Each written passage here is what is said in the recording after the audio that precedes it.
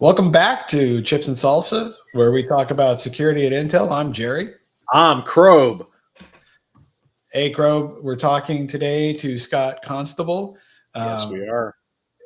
it's cool because earlier this year, back in March, we released a security advisory addressing a some interesting research from VUSec, hmm who found a different way to do a Spectre side channel attack. I think that was episode 26, if I remember correctly, right? Yeah, that was episode 26. And we actually recorded that at Black Hat with hmm Enrico and Pietro from VUSec.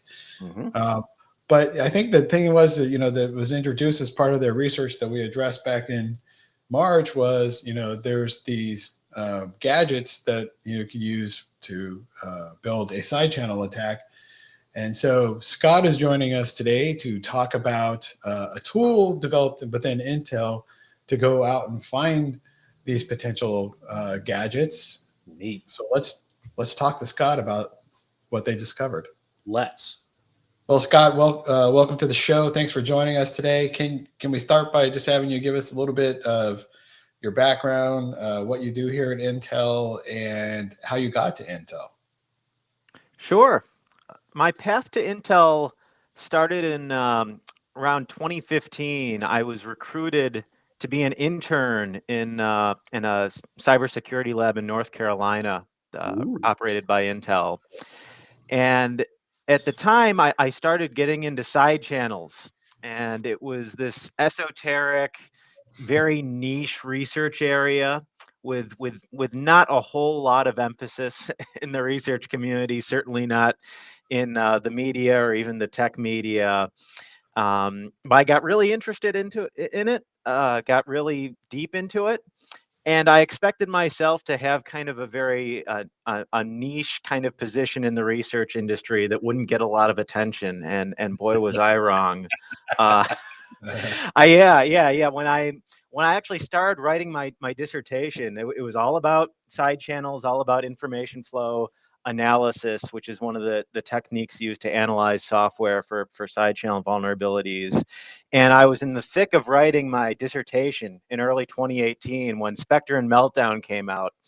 And my dissertation advisor asked me about this. He said, he uses the word side channel, right? This is probably very relevant to what you're doing. And I read them, and I really raised my eyebrows, and I thought, no, this is something totally different.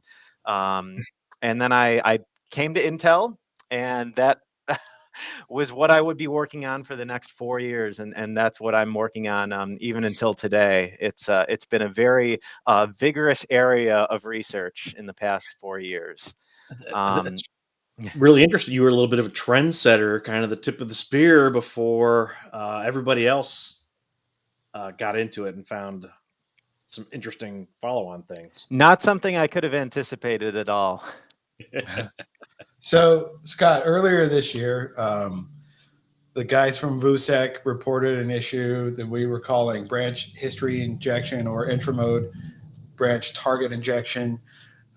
Very interesting research that we published an advisory in March, and Mhm. disclosure gadgets were kind of the big thing there, right? And so I think there was a lot of talk during the process of releasing that advisory about how do we discover exploitable or potentially exploitable gadgets. And so you led some research here at Intel on that topic. Can you tell us what that's all about and what you found? Let's just kind of go through that a little bit. Yeah. I'll start by giving a little bit of history and context. Um, Prior to 2018, it was fairly common to have environments often referred to as managed runtimes, where you might have multiple kind of software applications or applets that share the same address space. So in a processor, an address space is like a list. It's literally a list of addresses: 1, 2, 3, 4, 5, 6, 7, and can be very large, right? It can go up to gigabytes, so millions, billions of these individual addresses. And a common model was to allow multiple applications to share a single address space, and they're separated, they're isolated from one another using a technique such as a managed runtime. And this was very common in, for example, web browsers. So each of your tabs in your web browser might have been its own kind of sub process that shares an address space with each of the other tabs in your web browser. So when Spectre happened in 2018, the whole industry changed course on its guidance for these managed runtimes. It became very difficult to have a sustained model for these for issues such as what's now called bounds check bypass, where a bounds check, which was a commonly used technique for building these managed runtimes to check that an access within a structure stays within the structure and doesn't exceed the bounds of the structure.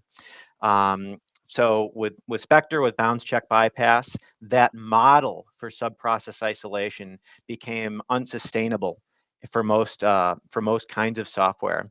And so we shifted to a different model called process isolation, where instead of having all these sub-processes that share the same address space, now each one gets its own separate address space. And we have a document that we've maintained for some time called Guidance for Managed Runtimes. And that's what we say in our guidance. Interestingly, there has been one exception to this called unprivileged eBPF. eBPF is enhanced Berkeley packet filter. It's a managed runtime that runs inside the kernel. And the kernel is, by definition, the most privileged part of an operating system. So that's an important part of any system. That's one that we'd like to protect. It has lots of protections in it for lots of vulnerabilities. Okay, now getting to what the VUA researchers found and disclosed back in March. They disclosed a variant of Spectre, two variants of Spectre, called intramode branch target injection and branch history injection, both of which require the presence of what is called a disclosure gadget in the kernel. And they were able to use unprivileged eBPF. So again, this is a managed runtime that allows unprivileged processes running on the system to run code, generate and run code in the kernel within this managed runtime. They used that to build disclosure gadgets. And then they could use Spectre mechanisms to jump to these disclosure gadgets that they were generating with unprivileged eBPF in the kernel. So the industry worked together and looked at the scope, looked at the extent, looked at the impact of the issue, and as a consequence, disabled unprivileged eBPF by default for Linux. So you can still use it. You can still enable it if your threat model is such that you don't have untrusted or malicious processes running on your system that might want to do something malicious to the kernel. That's perfectly fine. And then there's also privileged eBPF that allows various privileged user mode processes to still use eBPF. But there's another wrinkle in the story, another plot twist. The researchers also posited, they also posited that maybe there might just happen to exist coincidentally these disclosure gadgets in the kernel, just coincidentally, because the kernel is so large. Modern kernels are very large, hundreds of thousands, millions of lines of code. What if there just happens to be some very nice disclosure gadget sitting in the kernel, and they left that as kind of an open question? And that raised our eyebrows. We wanted to know more. We wanted to know if this might be something where we need to take some sort of an action or change our guidance. So we went on this mission to build a tool that can analyze large programs such as a kernel to find these disclosure gadgets if they just happen to exist inside of the kernel. And if so, we can look at them. We can see if they might be exploitable in any way, and whether or not we could also decide to apply a mitigation if necessary. So that's the context. That's what set us on this journey and kind of what got us here today. So you've mentioned a couple times one of my favorite projects, the Linux kernel. Mhm. Are these techniques, or does this vulnerability exist in other operating systems as well? Like Windows has a kernel. That's true. Windows has a kernel. All operating systems have a kernel. By definition, a kernel is the most privileged part of an operating system. So we've only applied this analysis to the Linux kernel today. The Linux kernel is open source. Obviously, anyone can download it, build it, Right. analyze it, do anything with it. Right? That's really That's tremendous that we can do that. So that's the only place where we've applied this analysis today. We are also planning to open source the tool sometime in the near future. So anyone else who has any either open source or proprietary operating system is welcome to use or adapt the tools. Once we upstream them, you'll be able to download them, and we'll have directions and everything for how to build and use it. So Scott, let's shift a little bit. Okay, so you developed the tool looking for these gadgets. What did we find? I'll start by saying we had no idea whatsoever what we would find. That's always a little bit scary going into these things, right? We thought there were basically three scenarios that might happen. Either there would be absolutely nothing, or maybe at the other extreme, maybe these gadgets would just be everywhere, or maybe there'd be a middle ground where we'd find a handful of gadgets. It was the middle ground. We found actually 8 gadgets. We found 8, I should say potential gadgets, because we had some members of our offensive research team try to exploit these. We weren't successful. It was very challenging. We describe all of the requirements, all of the obstacles in the blog post. But we tried to exploit these 8. We were unable to, but they look kind of like the gadgets that a researcher might be able to create manually or with the help of a managed runtime. So that's why we thought they were interesting. So we used an automated heuristic in the tool that could identify gadgets that had this set of properties that made them particularly ideal, and it found 8 of them. So that's what we found. Wow, that's amazing. Based off, again, the size of the code base of the kernel, incredible. Yeah, and the blog post does go into each of those 8 with a little more detail. So that's cool. So we'll put the link to the blog here. So yeah, this is really cool. It makes me happy to hear that we're going to open source this at some point. I think it's great. Always getting more collaboration from the ecosystem and the community. Any closing thoughts on where we go next? Ooh. I think that the development of tools to find these gadgets is really crucial, because it can give people, I think, a peace of mind that nothing else can. And that's been demonstrated through history of software development. Things like buffer overflows were very scary when they first were discovered, because you had no way of knowing that you might be vulnerable, and the consequences, or in some cases, getting your entire system compromised.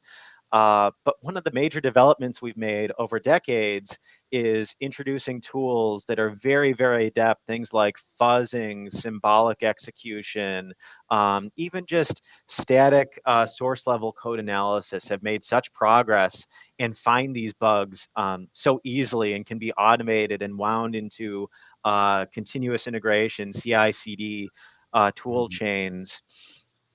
I think that's probably a great next step where we're making a lot of rapid progress in this microarchitectural threat space, where we can give people peace of mind that they didn't have 4 years ago when Spectre was first disclosed. I think that's very valuable because it's the Linux kernel and kernels in general run virtually everything on the planet. So I think that is very useful contribution to the ecosystem. Yep. Well, Scott, we want to thank you for joining us. Readers or viewers can find the blog at the link below, and we'll see how we go forward with this research and more collaboration with the industry. So we appreciate you coming on the show and giving us the history and the results of your research there. Yeah, thank you for all the great work. Oh, thank you both too. It's great to have a platform to kind of talk directly to our customers, to the ecosystem, to everyone, and be very open and transparent about what we do.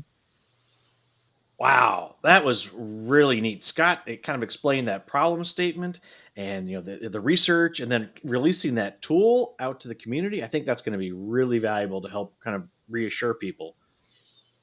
Yeah, it's great. I mean, I'm always impressed with our internal folks who work on these side channel issues. They find a lot of stuff. They work interactively, with external researchers. I remember Pietro and Enrico when we interviewed them at Black Hat said, Intel was amazing to work with just because they engage at an engineering level. So it's awesome that we take these things very seriously and we actively engage with external researchers. So thank you, Scott, and we'll see you all next time. Later.